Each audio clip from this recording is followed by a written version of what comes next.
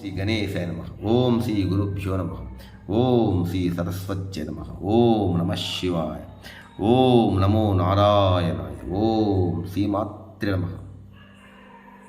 మార్గశిర మాసం ఆ మహావిష్ణువుకి, అదే శ్రీకృష్ణ పరమాత్మకి చాలా ప్రీతికరమైన ఈ మాసంలో ఆ మహావిష్ణువుని, ఆ శ్రీకృష్ణ పరమాత్మని ముఖ్యముగా తులసిమాలతో ప్రతిరోజు కూడా బ్రహ్మ ముహూర్తములో పూజించినట్లయితే, మరియు పులిహోర కానీ పొంగలి కానీ నైవేద్యం పెట్టినట్లయితే సమస్త కార్యాలు కూడా నెరవేరుతాయని మన పురాణాలు పోషిస్తున్నాయి.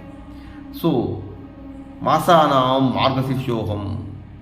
సో మాసాల్లో నేను మార్గశిర మాసం అవుతాను సాక్షాత్తు శ్రీకృష్ణ పరమాత్మ చెప్పి ఉన్నాడు. కాబట్టి ఖచ్చితంగా ఈ మార్గశిర మాసములో శ్రీకృష్ణ పరమాత్మకి చాలా ప్రీతికరమైన మాసం కాబట్టి ఈ మాసములో శ్రీకృష్ణ పరమాత్మ భజనలైతేనేమి, కీర్తనలైతేనేమి మనం పాల్గొనవచ్చు.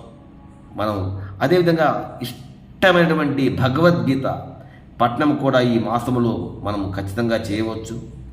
మరియు ఖచ్చితంగా ఈ మాసంలో ప్రతిరోజు కూడా ఓం శ్రీకృష్ణాయ నమః, ఓం శ్రీకృష్ణాయ నమః, ఓం శ్రీకృష్ణాయ నమః అనే మంత్రాన్ని 108 సార్లు కానీ, వీలును బట్టి 1008 సార్లు కానీ మనం పఠించవచ్చు.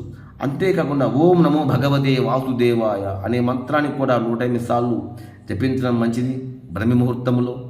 సో గురువారం లక్ష్మీదేవికి చాలా ప్రీతికరమైన మాసం కాబట్టి ఆ రోజు కూడా లక్ష్మీదేవి పూజ చేసినట్లయితే ఖచ్చితంగా ఆ మహావిష్ణువు మరియు మహాలక్ష్మి అనుగ్రహం ఖచ్చితంగా మనం పొందొచ్చని పెద్దవాళ్ళు సెలవిచ్చున్నారు. కాబట్టి ఈ మాసం అంతా కూడా భగవద్గీత పారాయణము, విష్ణు సహస్రనామ పారాయణము, శ్రీ మహావిష్ణు భజనలు, శ్రీకృష్ణ భజనలు ఇలా కనుక చేసినట్లయితే ఖచ్చితంగా సర్వంతర్యమైనటువంటి ఆ మహావిష్ణువు మనల్ని ఖచ్చితంగా కాపాడుతాడు. ఆ గోపాలుడు నందగోపాలు మనం కాపాడుతాడని పెద్దలు చెప్పి ఉన్నారు. లైక్ చేయండి, షేర్ నచ్చితే సబ్స్క్రైబ్ చేయండి. ఓం నమో కృష్ణాయ నమః.